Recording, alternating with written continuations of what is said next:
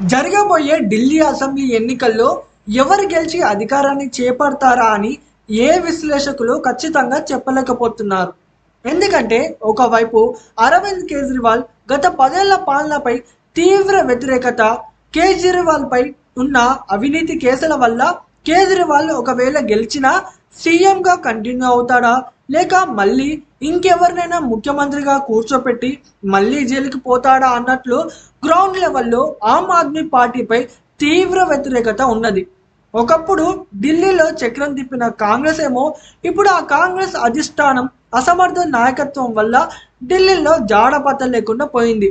మరి బీజేపీ సంగతి చూస్తే గత 10 ఏళ్లలో దేశంలో అనేక రాష్ట్రాల్లో విజయడంగా మోగిస్తున్నా కానీ వరుసగా 2 సార్లు ఢిల్లీలో అరవింద్ కేజ్రీవాల్ చేతిలో ఓటమి పాలవుతుంది. ఈసారి ముఖ్యమంత్రి అభ్యర్థిని బీజేపీ ప్రకటించనే లేదు.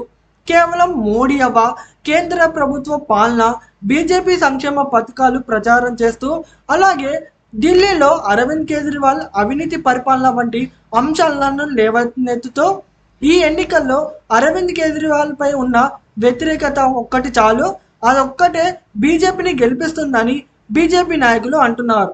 మరి ఢిల్లీ అసెంబ్లీ ఎన్నికల్లో మళ్ళీ అరవింద్ కేజ్రీవాలే గెలుస్తాడా, లేక ఢిల్లీలో ఈసారి బీజేపీ అధికారంలోకి వస్తుందా అనేది చూడాలి.